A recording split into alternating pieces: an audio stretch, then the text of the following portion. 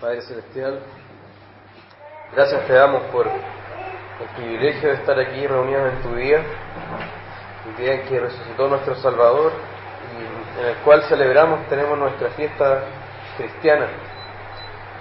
Gracias, Señor, por esta esperanza gloriosa que nos has dado, y te pedimos que perdones nuestros pecados, Señor, y nos disponga para escuchar tu palabra, que laves nuestro ser y que aquietes nuestra mente para poder escuchar, que nos des ojos para ver, oídos para oír, un corazón dispuesto, Señor, que podamos estar tranquilos y podamos atender a tu palabra, que ella sea expuesta en esta hora, Señor, que por favor tu poder se perfeccione en mi debilidad, que a pesar de mi pecado, Señor, pueda hablar la verdad en esta hora y que esta verdad pueda hacer un impacto profundo, Señor, verdadero, genuino en nuestras vidas y podamos ser transformados por tu palabra.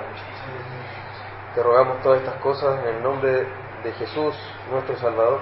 Amén. Bien, hermanos, es un poco extraño no predicar de Nehemías o Esdras. Estuvimos predicando desde marzo hasta el domingo pasado de ese tema, y hoy se abre una nueva serie. Todos están curiosos de cuál es el tema, y nada más y nada menos que el libro es nada más y nada menos que Apocalipsis. Ahora, no se vayan corriendo, por favor, no se agarren de su asiento. No se puede titular de otra manera que leyendo el comienzo de Apocalipsis y viendo la sustancia del libro. Se puede titular de otra manera que Apocalipsis, el mensaje de Cristo a la iglesia, el mensaje del Señor a la iglesia. Eso es Apocalipsis, como vamos a estar viendo. Y este es un mensaje introductorio, la primera parte. Gracias. La segunda parte de la introducción será el próximo domingo, si Dios así lo permite. Los invito a que leamos los primeros 3 versículos de este libro, que si alguno no lo encuentra está al final de sus Biblias. Ya, entonces dice los primeros 3 versículos de este libro: la revelación de Jesucristo que Dios le dio para manifestar a sus siervos las cosas que deben suceder pronto, y la declaró enviándola por medio de su ángel a su siervo Juan, que ha dado testimonio de la palabra de Dios y del testimonio de Jesucristo y de todas las cosas que ha visto. Bienaventurado el que lee y los que oyen las palabras de esta profecía y guardan las cosas en ella escritas, porque el tiempo está cerca. Entonces, el libro de Apocalipsis, el solo nombre ya genera cierta reacción y suele percibirse como rodeado de una niebla misteriosa, ¿cierto? Lleno de figuras difíciles de descifrar, de profecías terribles, de mensajes aterradores, de criaturas extraordinarias, de imágenes que llaman nuestra atención, pero que a la vez no podemos comprender totalmente, o están como veladas, ¿cierto? Pasa eso, ¿no? Y pareciera que el conocimiento, el entender este libro, está reservado para ciertos eruditos que se han dedicado años a esto y a quienes admiramos por lo que conocen de este libro y que pueden explicar. Muchos huyen de predicar este libro. O sea, no es común que se predique de este libro. Incluso algunos comentaristas de la Biblia han decidido no comentar este libro. Y algunos cristianos no se atreven a leerlo por temor de no entender, y otros por temor de entender. Pero hay un temor ligado a este libro, generalmente. Otros, en otro extremo, muy osados, muy atrevidos, se lanzan a leer este libro sin tener mayor conocimiento teológico. Y resulta que recién están iniciándose en el cristianismo, pero no, les llamó la atención, voy a partir por Apocalipsis, voy a leer Apocalipsis, y resulta que no pasa mucho tiempo para que tengan sus propias teorías de los ovnis, no sé qué, ¿cierto? Meten todo en una juguera y después la Biblia pasa a ser un simple agregado del Apocalipsis. El Apocalipsis es el libro principal y todo lo demás es simplemente algo secundario. Entonces, y generalmente se envanecen, ¿cierto? O sea, empiezan a hablar Y resulta que tienen toda una comprensión y uno al escuchar sabe inmediatamente que no saben de lo que están hablando, pero se han metido en este libro de esa manera. También se asocia a grandes polémicas teológicas, y aquí estamos hablando de gente que sí se ha dedicado en serio a esto. Porque uno ve pasajes claros de la Biblia que sí dan lugar a grandes controversias y son claros, cuanto más este libro, que es bastante difícil de desentrañar lo que quiere decir. Por supuesto está ligado a muchas controversias. Entonces, por lo mismo, es necesario detenerse a hacer una introducción. Y una introducción, por supuesto, no puede ser muy larga para que se coma todo el resto de los mensajes, pero también es necesario ver los elementos que se relacionan o que se desprenden de este libro, si no, no lo vamos a entender. Y de hecho, los mensajes que siguen, que son los de las 7 iglesias, no los vamos a comprender si es que no tenemos presente algunos elementos que vamos a mencionar hoy día y en la próxima predicación, si Dios lo permite. Y aquí hay que agradecer a Dios por la obra de algunos comentaristas, en especial Simón Kistemaker, en el que me he basado más para hacer este mensaje. Entonces vamos a ver primero qué es el Apocalipsis. Una pregunta muy complicada en realidad, o sea, por lo mismo que hemos estado mencionando. Un poco alguien puede decir que soberbio tú vas a pretender explicar esto, que muchos han rehuido explicar, han encontrado muy complejo el Apocalipsis. Pero, a ver, primero, a veces sirve ver qué es algo viendo qué no es, ¿cierto? No es un mensaje simplemente humano, no es algo que se le ocurrió a Juan en su creatividad, ¿cierto? Estas criaturas y todos estos eventos que iban a ocurrir. Hay que decir que esta época y los siglos anteriores inmediatamente fueron muy fértiles en lo que se conoce como literatura apocalíptica. De hecho, en el tiempo inmediatamente posterior al de Juan, surgieron libros como el Apocalipsis de Pedro, el Apocalipsis de Tomás, el Apocalipsis de Esteban, y generalmente eran libros gnósticos. De hecho, el de Tomás y el de Esteban, Tomás también tiene un evangelio, el pobre Tomás, usaron su nombre para el evangelio de Tomás, el Apocalipsis de Tomás, y eran libros apócrifos que se llaman, o sea, libros espurios, que no fueron aceptados como inspirados. Y claro, generalmente servían para introducir doctrinas falsas, doctrinas que mezclaban cristianismo con otras filosofías locales, como el gnosticismo. Y antes de estos libros, antes del Apocalipsis de Juan, tenemos, fíjense, el Apocalipsis de Primera de Enoc y 4 de Esdras. También está ligado Esdras a esta literatura. Y Segunda de Baruch. Estos son libros apocalípticos que precedieron, o sea, que estaban dentro del imaginario judío de ese tiempo, porque ya estaban, habían sido escritos para ese momento. Pero el Apocalipsis de Juan es un mensaje que desde el primer momento declara ser del Señor. Un mensaje que nos da a través de Jesucristo, que vemos en el versículo 1, ¿cierto? La revelación de Jesucristo que Dios le dio para manifestar a sus siervos las cosas que deben suceder pronto. Ahora, alguien podrá decir, ya, pero todos dicen eso, todos dicen ser de Dios, o algún evento sobrenatural que tuvo lugar, en fin, y que dio lugar a esta revelación. Pero hay que tener en cuenta el testimonio de la Iglesia, que es el medio a través del cual el Señor fue consagrando los libros, no porque la Iglesia tenga la autoridad de darles la inspiración, pero sí de reconocerla, por el Espíritu que el Señor ha puesto en su Iglesia como cuerpo, ¿cierto? Universal. Y la Iglesia ha dicho ante los libros que Dios ha inspirado amén, ¿cierto? Y ella ha manifestado ese amén, y acá está el amén reunido, ¿cierto? Y ante este libro dijo amén, ante este Apocalipsis, y los otros fueron rechazados y no tuvieron aceptación en ningún caso. Ahora también, incluso con este mensaje que está en Apocalipsis, alguien podría decir, ya, pero toda la Biblia también es revelación. Y es cierto, toda la Biblia es revelación, pero quería enfatizar en que en este libro, o sea, en el versículo 1, el Señor dice expresamente, dice la revelación de Jesucristo que Dios le dio para manifestar a sus siervos las cosas que habían de suceder, las cosas que habían de venir. Entonces, un libro que desde un comienzo se presenta a sí mismo como un mensaje de Dios a la iglesia, a sus siervos.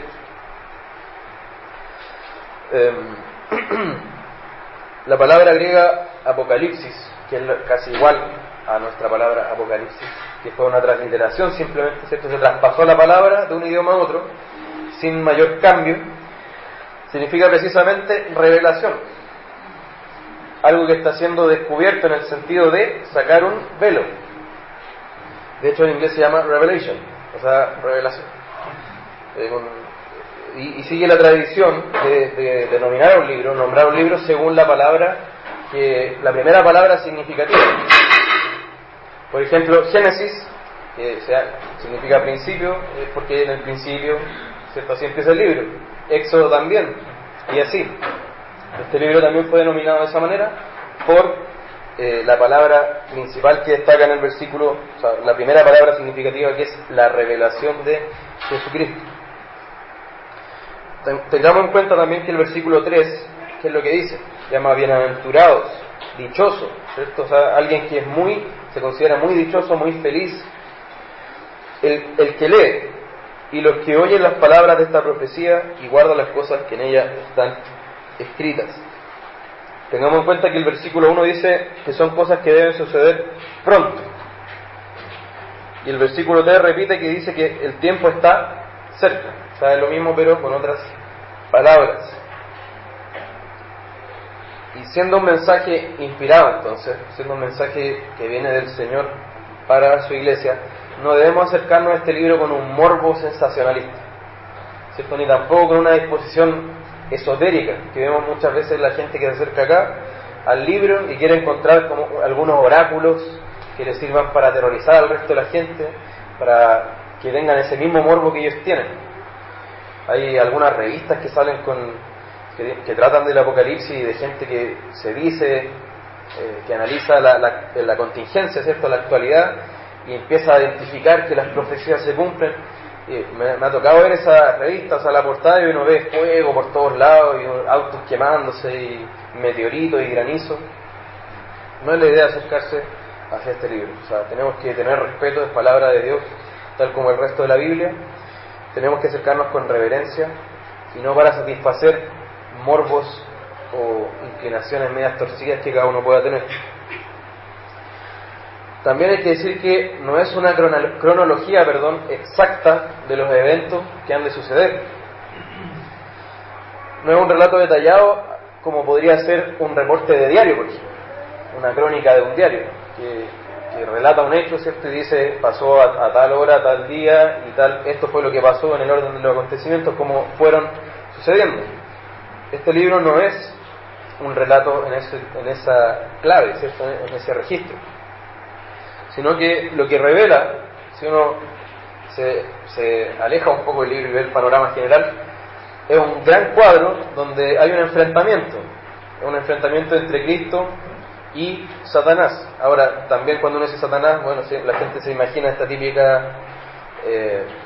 cuadro de Satanás con los cachos y la cola, ¿cierto?, y una cara fea. En fin, olvidemos ese tipo de imágenes, por favor, y concentremos en lo que realmente la Biblia dice sobre estas cosas, y con sobriedad, con reverencia, y no como decíamos, con ese morbo que es casi infantil de ver las cosas, ¿cierto? Pero hay un conflicto, la Biblia habla de un conflicto entre Jesús y, por otro lado, Satanás, pero no es un conflicto dualista. ¿Qué queremos decir con esto? Que son dos fuerzas iguales. No es un conflicto en que se enfrenten dos ejércitos en igualdad de condiciones, o dos fuerzas que son lo mismo, como el yin y el yang, pero de otra, que expresan cosas distintas, pero que finalmente son lo mismo, sino que se muestra siempre a Cristo como seguro vencedor, se muestra siempre a Cristo como Rey. Si se fijan, no es la misma forma en que aparece en los evangelios. En los evangelios aparece en un estado humillado Cristo, ¿cierto?, en un estado de hombre, siendo hombre, pero un hombre no glorificado. En cambio el Apocalipsis lo muestra como ya el Rey glorificado, el Rey que viene a vencer, el rey que viene a simplemente consumar su victoria, que siempre estuvo segura. Entonces también tenemos que verlo así. Y de este gran cuadro se desprenden ciertas escenas. ciertos escenarios que son los que relata el Apocalipsis, que son algunos hitos, ¿cierto? Y que se espera que sucedan pronto, dice acá, que las cosas que están cerca de prontas a suceder. Me recuerda lo que uno puede ver en algunas pinturas medievales. No sé si alguien ha visto estos cuadros que son grandes, ¿cierto? Y que tienen varias escenas, porque ellos no podían relatar, no podían hacer, por ejemplo, una película. Pero en el cuadro uno veía varias escenas en un mismo cuadro, pero que formaban parte de un gran cuadro, ¿cierto? Que es un gran tema, que le da sentido a esta escena. Si yo pesco una escena sola y otra por separado y no la entiendo dentro de este gran cuadro, no van a tener sentido.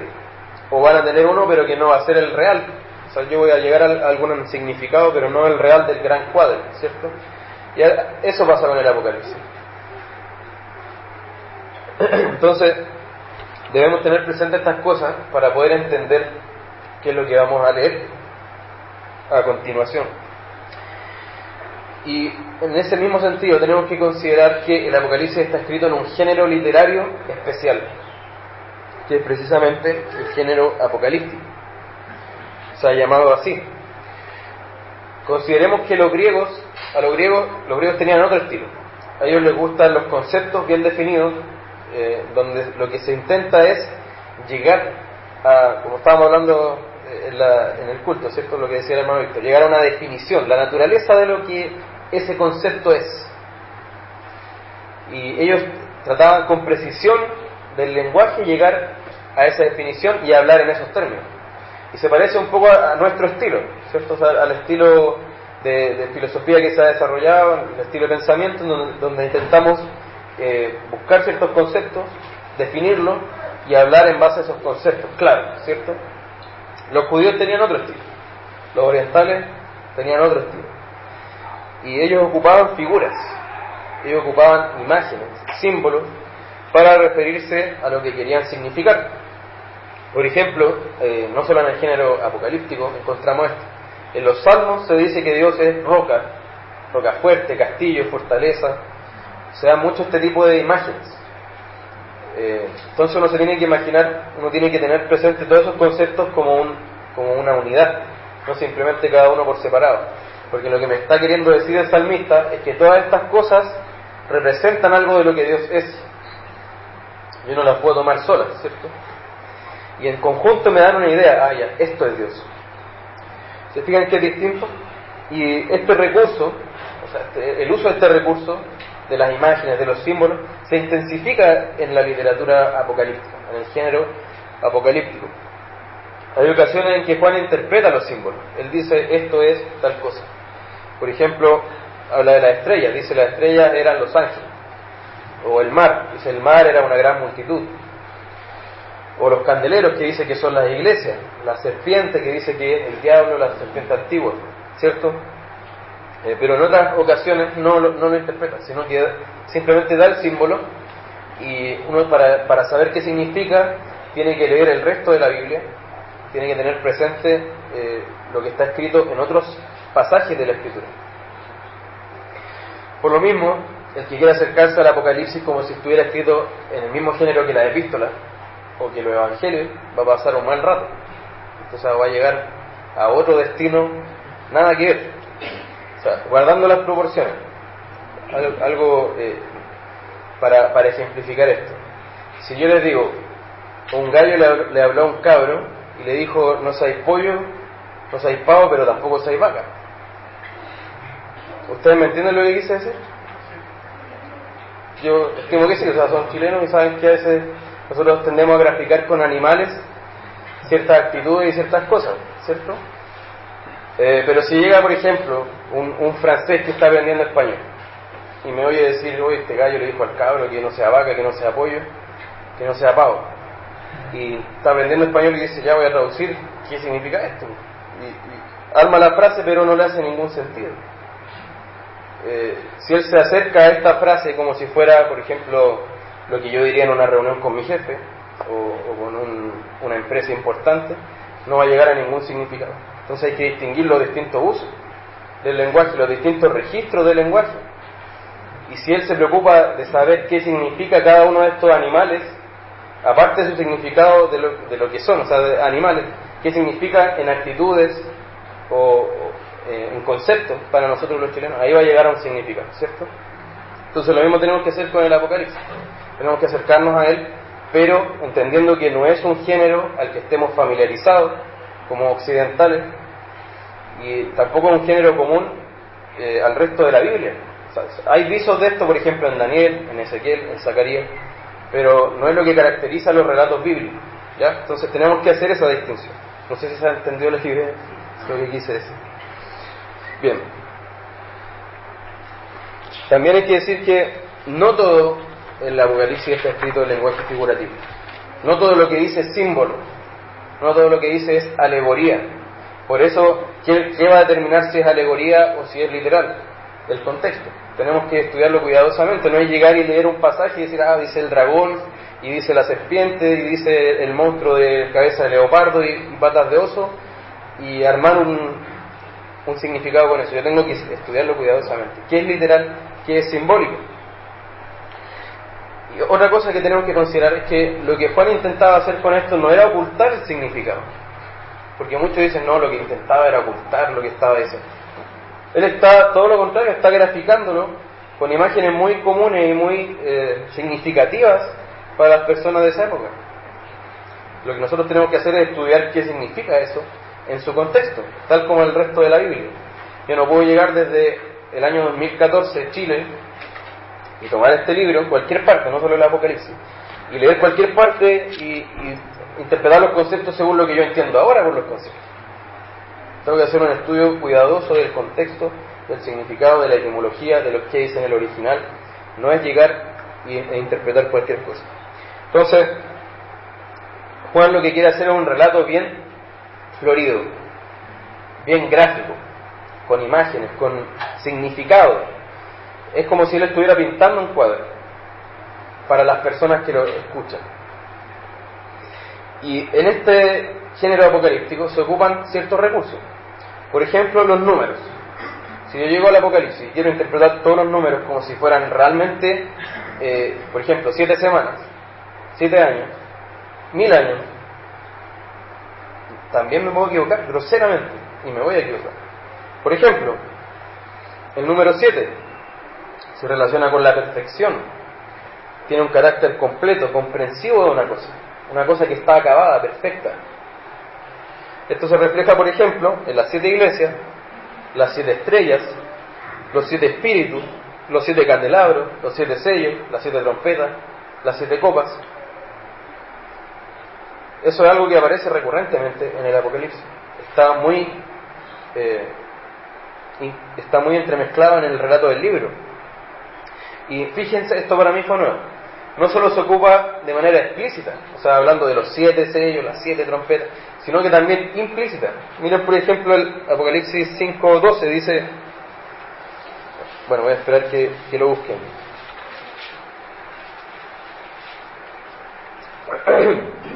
Dice, el cordero que fue inmolado es digno de tomar el poder, las riquezas, la sabiduría, la fortaleza, la honra, la gloria y la alabanza. ¿Dónde está el 7?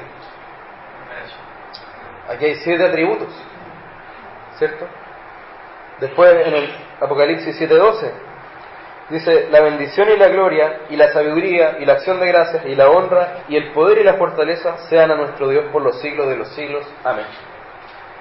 Otra serie de 7 que para el escritor tiene mucho significado, y para quien está leyendo, quien tiene una mentalidad judía como el escritor, también va a tener mucho significado. Por otra parte, el 4 es símbolo de la creación, de lo creado. Y en la Biblia se habla, por ejemplo, de los 4 vientos, las 4 direcciones de la tierra, los 4 ángeles. Y también se da de forma implícita en el Apocalipsis. Dice, por ejemplo, el 5:9, nos ha redimido para Dios de todo linaje, lengua, pueblo y nación. Está hablando de lo creado.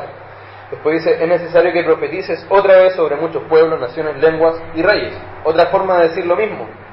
Lo que quiere es abarcar a lo que se está refiriendo, pero dándole una connotación con el número 4. El 3 es el símbolo de lo divino. Padre, Hijo y Espíritu Santo. Santo, santo, santo. 3 veces santo. También el que era, el que es y el que ha de venir. Y eso es otra forma de decir cuando Moisés le pregunta a Dios, ¿cómo te llamas? Dice, yo soy el que soy. Es un eterno, un soy eterno. Entonces acá es otra forma de decirlo, el que era, el que es, el que ha de venir. Y vemos que se usa el número 3. El 10, por otra parte, indica lo completo, ¿cierto? Cuando se habla de 10 cuernos, 10 reyes. El 12 es un número utilizado para referirse al pueblo de Dios. Si uno ve, muy frecuentemente está ligado al pueblo de Dios. También, aparte de los números, se ocupan contrastes. Eso es algo muy común en esta literatura.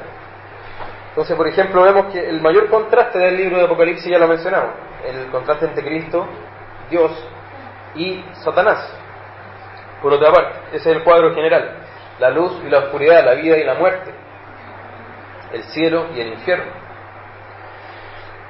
Por una parte se dice que Dios es Padre, Hijo y Espíritu Santo.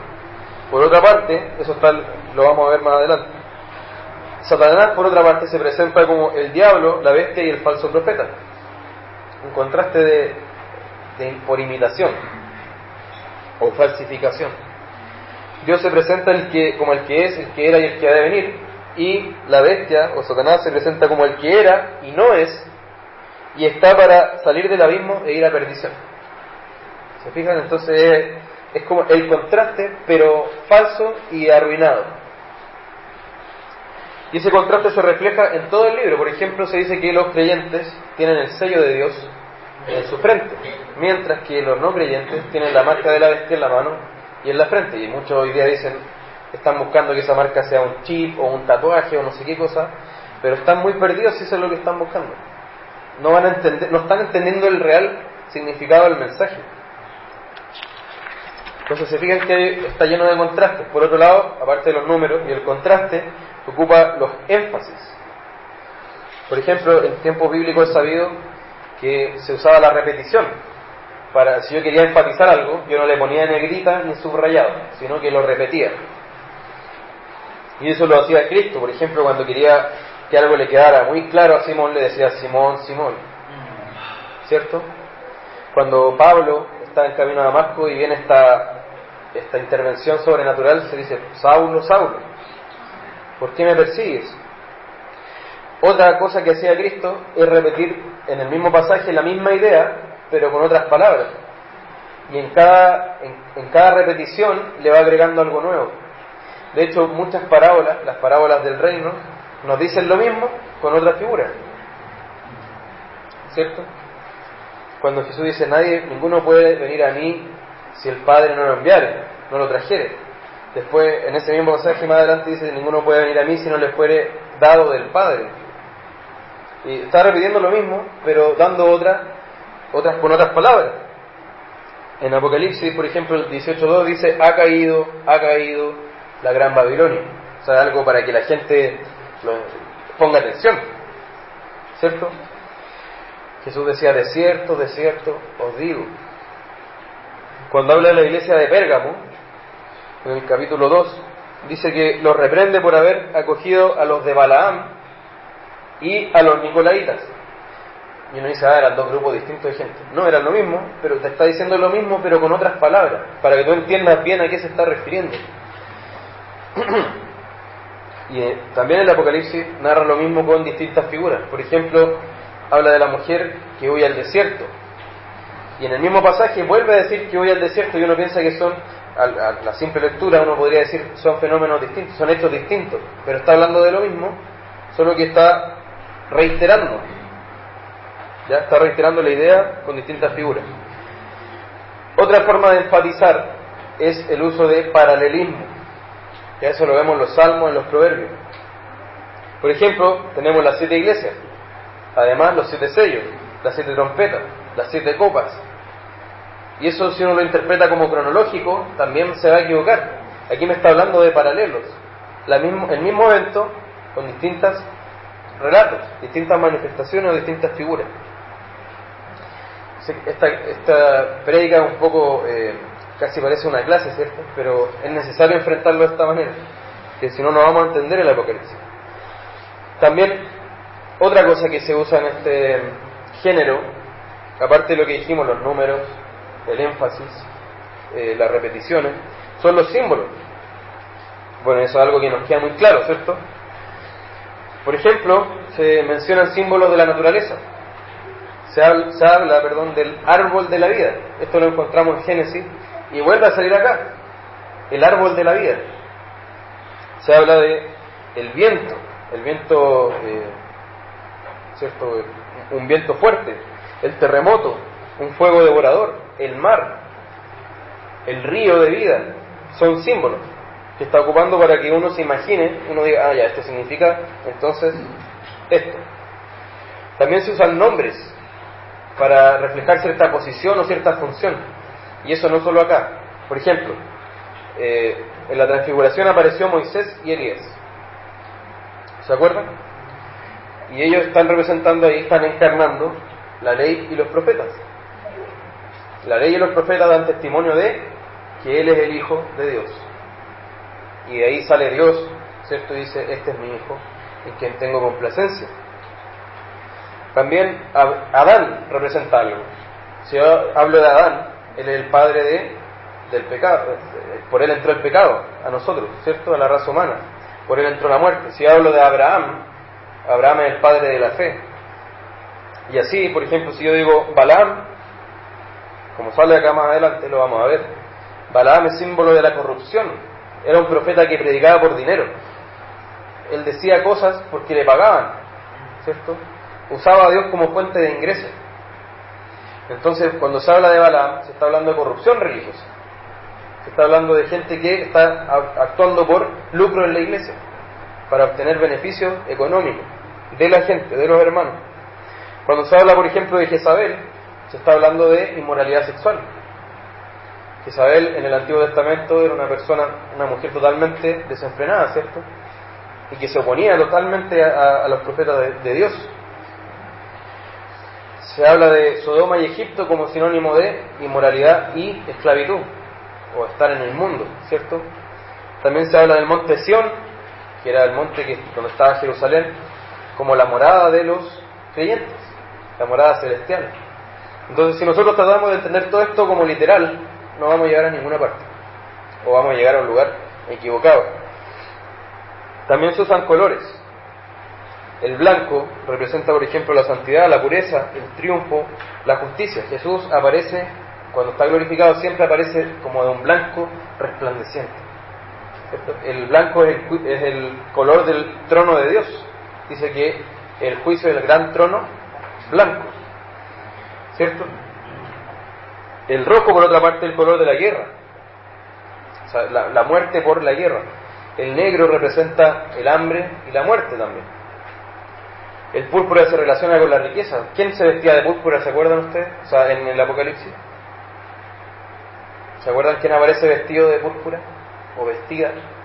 La gran ramera del Apocalipsis. Aparece vestida de púrpura, que quiere decir que tiene muchas riquezas. Y el dorado representa la perfección en el cielo. Entonces, ¿se fijan cómo Juan va ocupando estos elementos para armar un relato que tiene un significado? Yo me represento inmediatamente un panorama, una imagen. También usa criaturas, ¿cierto? Caballo, oso, leopardo, león, cada uno con su significado, cada uno con su propiedad. Reitero aquí, a pesar de que se usa todos estos elementos, no todo lo que dice es simbólico. Reitero, hay que interpretar cuidadosamente el contexto para apreciar qué es lo simbólico y qué es lo literal. Debemos tener mucho cuidado en eso.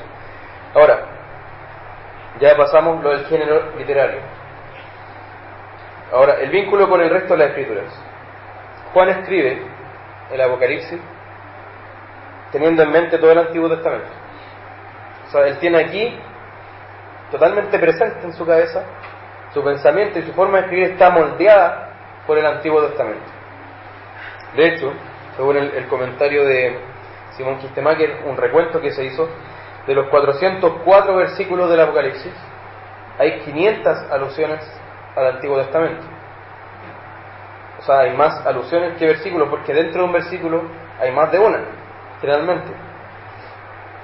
Entonces, por ejemplo, dice Apocalipsis 1:7: He aquí que viene con las nubes, y todo ojo le verá, y los que le traspasaron, y todos los linajes de la tierra harán lamentación por él. Sí, amén. Aquí está citando Daniel y Zacarías. Está haciendo alusión.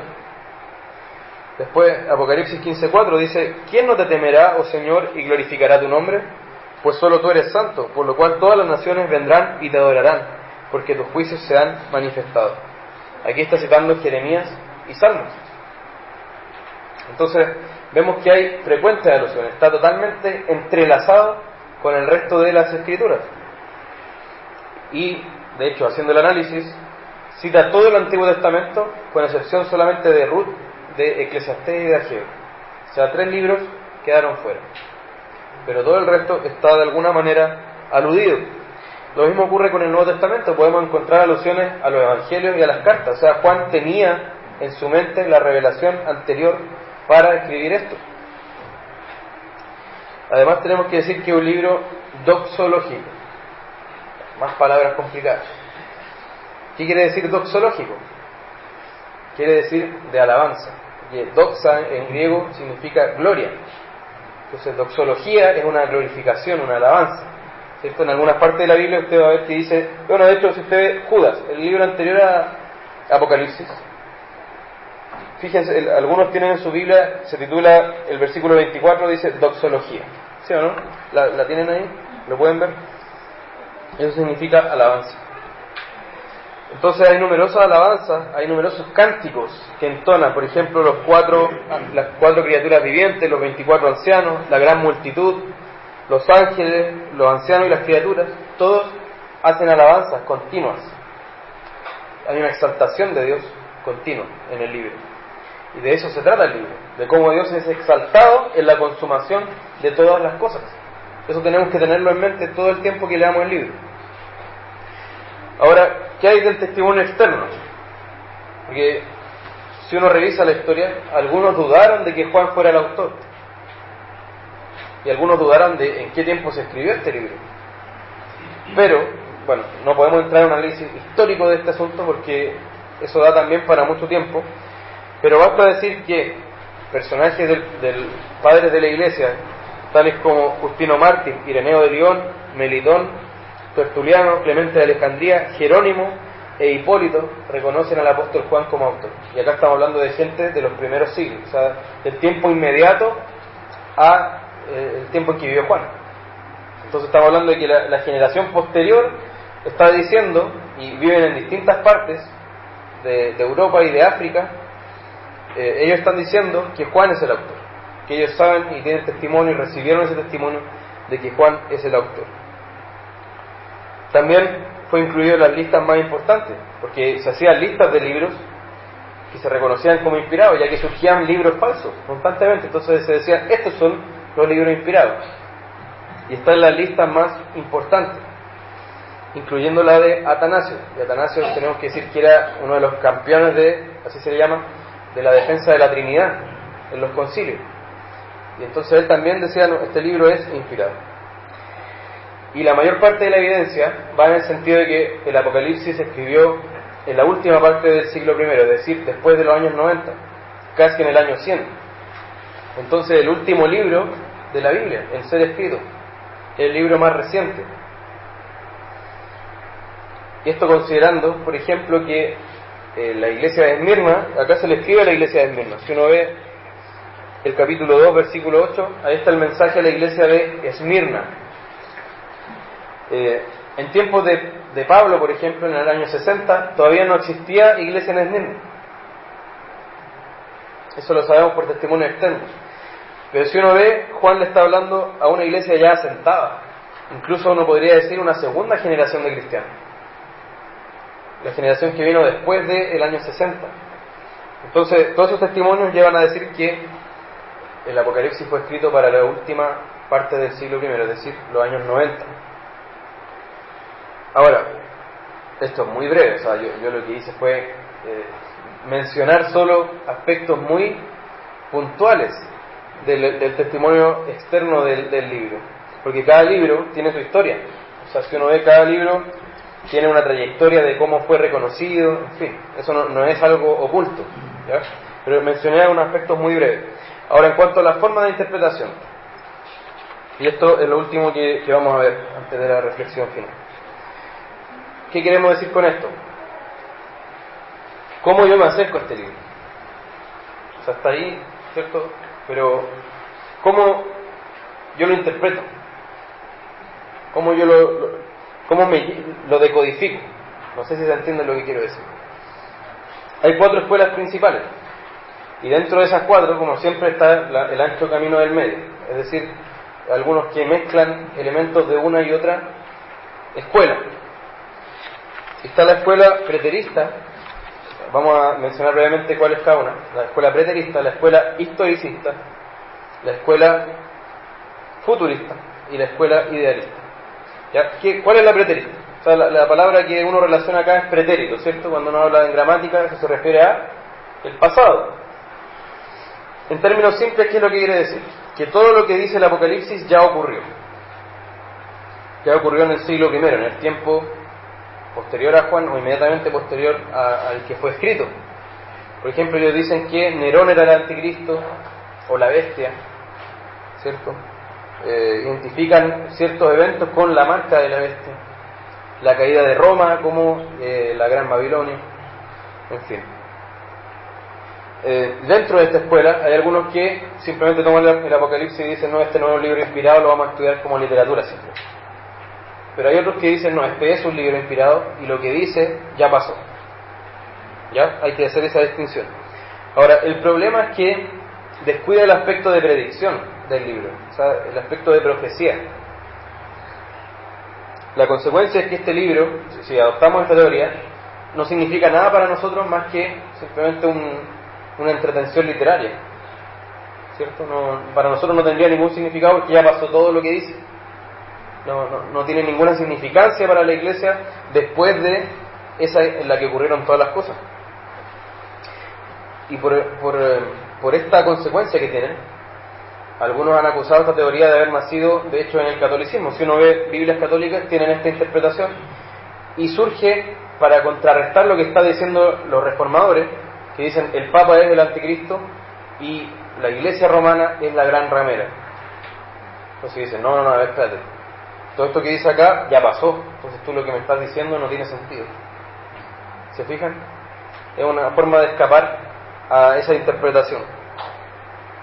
Otra escuela, la historicista, que es lo que dice que el Apocalipsis es un resumen de los hechos históricos que va a vivir la Iglesia desde Pentecostés hasta la consumación de los tiempos. Entonces vamos a ir viendo cómo van pasando cada cosa que dice el Apocalipsis hasta que llegue el día final.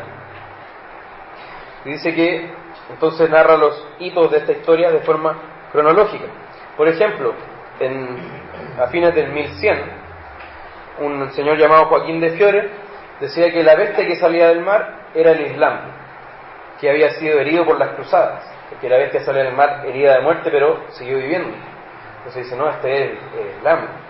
El Islam es la bestia que sale del mar herida, porque después de las cruzadas quedó algo mermado.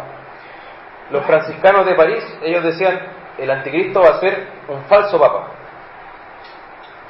Y algo de esto vemos en los reformadores cuando dicen que el anticristo es el papa.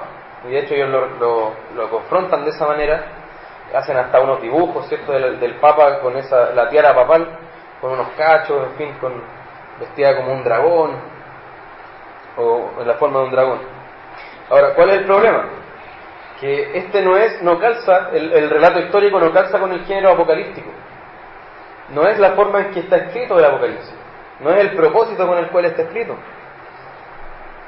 El relato histórico es distinto del apocalíptico y genera frecuentemente el error de querer adivinar la fecha en que va a ocurrir todas las cosas. O sea, si uno ve, los que toman esta escuela están constantemente diciendo: mira, pasó esto en el diario, entonces significa que está cumpliendo esta parte, Apocalipsis capítulo 16, por decir una cosa, entonces ya viene lo siguiente y ya estamos llegando al final. Pero no es el propósito del Apocalipsis. Y también tenemos la escuela futurista. ¿Qué dice esta escuela? Es lo contrario de la preterista.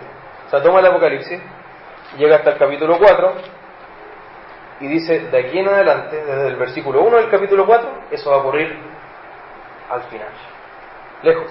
No es para nosotros, eso es para el final. Entonces, lleva todo hacia el futuro. Y podríamos decir que la interpretación predominante hoy, ¿cierto? O sea, cuando yo partí leyendo y decía, esto está por suceder pronto, yo creo que ustedes dijeron, ¿pronto? O sea, yo no, ¿cuánto ha pasado ya? ¿O estaba por suceder cerca? O sea, Juan lo escribió hace cuánto rato y no ha pasado nada de lo que dice acá, ¿o no? Yo creo que a lo mejor ustedes pudieron haber pensado de esa manera. Pero eso es la escuela futurista, o sea, la que dice, no, esto va a ocurrir lejos, muy lejos, al final de los tiempos.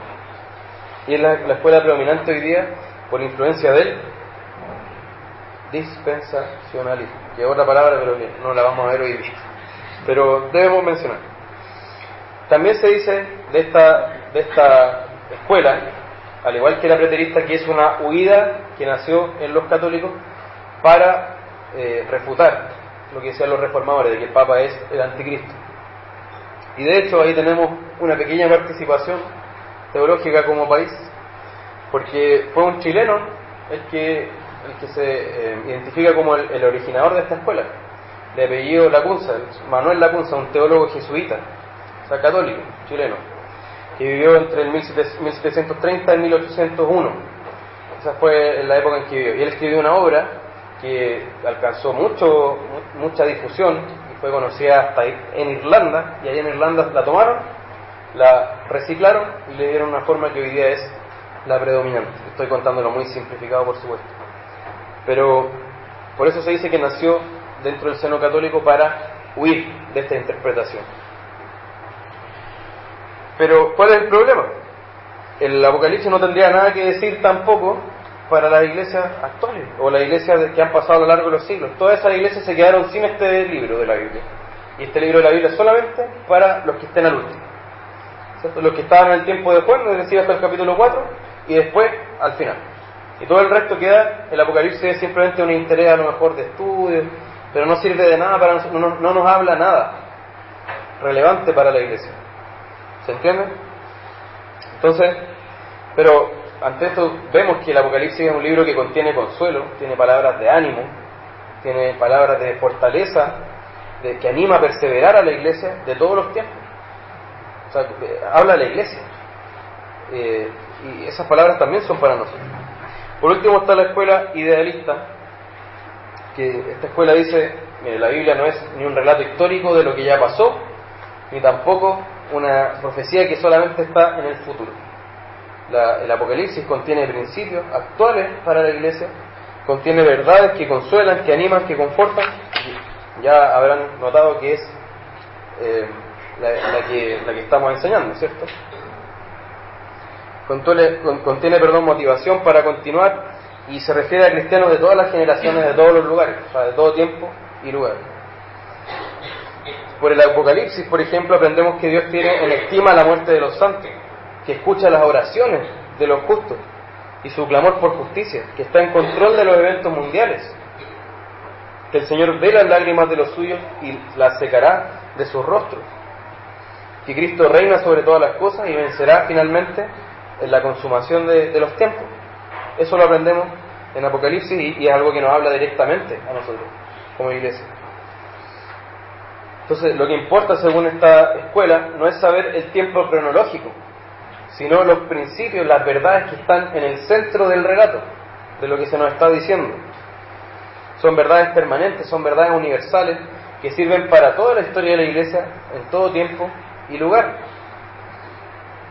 Ahora, hay que decir que algunos exponentes de esta escuela idealista descuidan, por ejemplo, el aspecto histórico y el aspecto de la profecía, porque también tiene cosas para el futuro, también tiene cosas que ya han pasado o que podemos considerar que han estado sucediendo. Entonces se descuida a veces este elemento y se idealiza demasiado todo, pero debemos tener cuidado de no descuidar ningún elemento de esta profecía.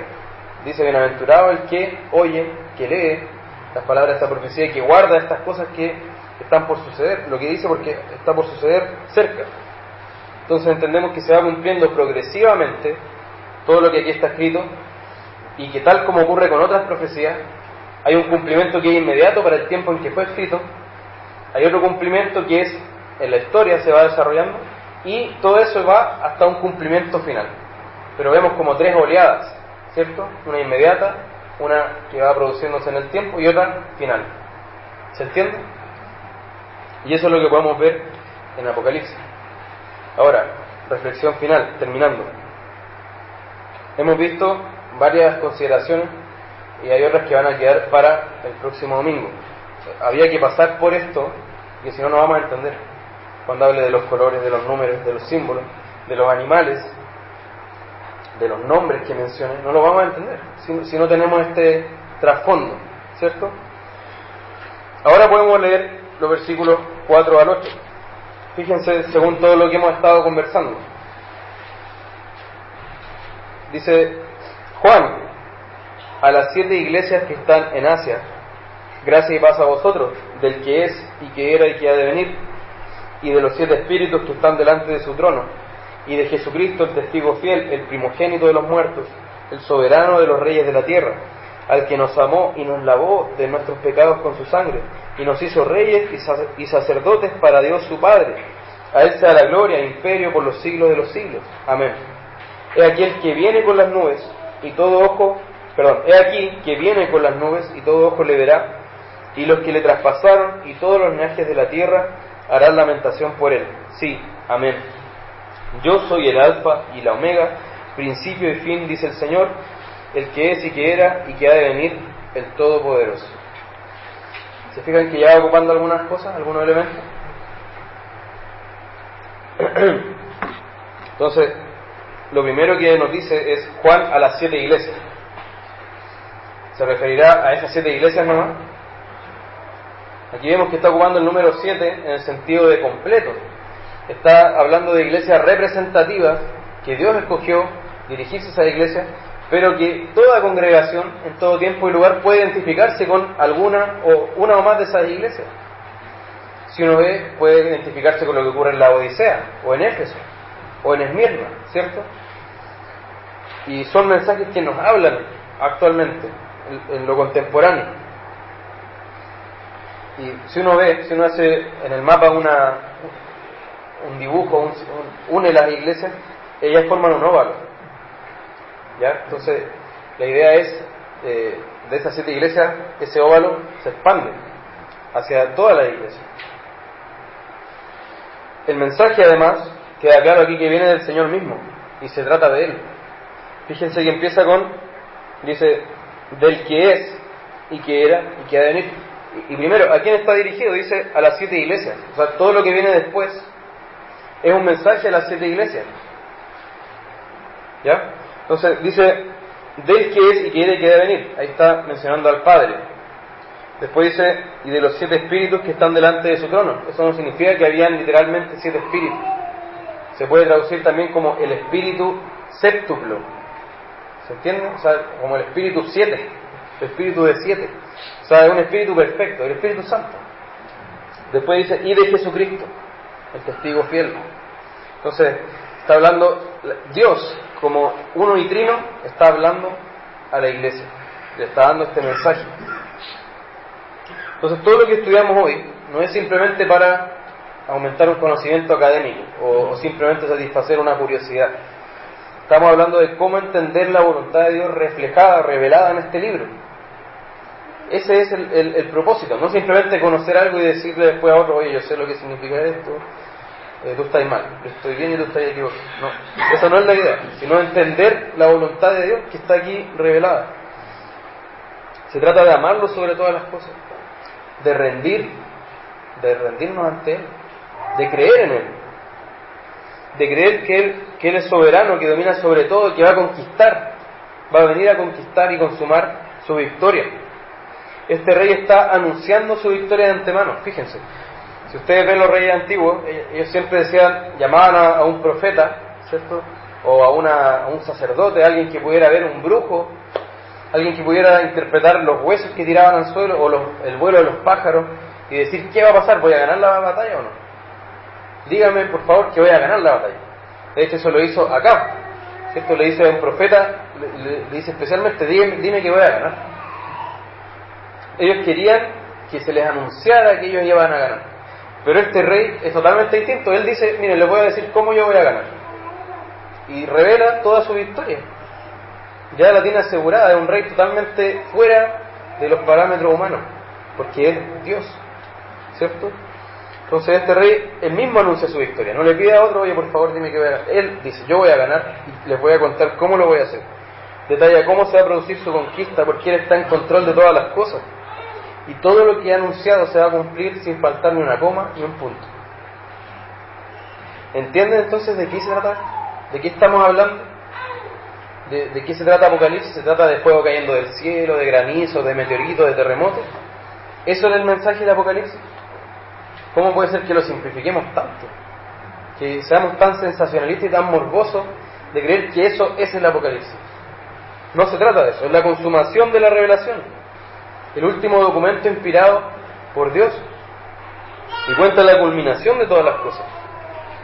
Pero de nada sirve que yo sepa esto, de que yo me informe, si yo no he hecho lo más básico, que es rendirme ante este rey. Decir, tú eres rey sobre todas las cosas. Y yo te reconozco como rey de mi vida. Y no hacérmelo rey porque yo no lo reconozca. Pero yo sí voy a sufrir las consecuencias si no lo reconozco como rey. Entonces de nada sirve todo lo que estamos hablando si no hemos creído en Él. Si no nos hemos rendido ante su señorío. Él tiene, fíjense el versículo 18. El que vivo y estuve muerto, mas he aquí que vivo por los siglos de los siglos, amén. Yo tengo las llaves de la muerte y del Hades. Él tiene las llaves de la muerte y es el único que puede darte vida. Entonces, esto es una invitación a rendir tu vida, a creer en Él, a someterte a este rey, que no es un tirano inmisericordia, sino que es un rey que se relaciona con nosotros como un padre. Estas cosas van a suceder pronto, están sucediendo, han sucedido y van a suceder. Y va a haber un tiempo, quizás estemos vivos, quizás no, en que vamos a ver la consumación final. Pero esto está sucediendo, esto está en marcha. Y de hecho cuando Juan dijo estas cosas van a suceder pronto, eso ya empezó a desarrollarse. Entonces creamos en Él, sometámonos a este rey y digamos como termina el Apocalipsis, ven Señor Jesús. Amén. Oremos. Padre Celestial, gracias por tu palabra, gracias por no dejarnos a oscuras, abandonados a nuestras tinieblas, Señor, sino que nos has dado luz y nos anuncias tu victoria segura. Y eres tan misericordioso, Señor, que compartes esa victoria con quienes éramos tus enemigos, con quienes te aborrecíamos, con quienes no queríamos nada contigo. Tú compartes esa victoria con nosotros, nos haces partícipes de tu triunfo. Gracias, Señor, por este libro. Ayúdanos a entenderlo, a acercarnos a Él con reverencia, con fe, y a poder comprenderlo, Señor, a poder vivir como iglesia lo que este libro nos llama a vivir, nos llama a aplicar a nuestra vida, Señor. En nombre de nuestro Señor Jesucristo, amén.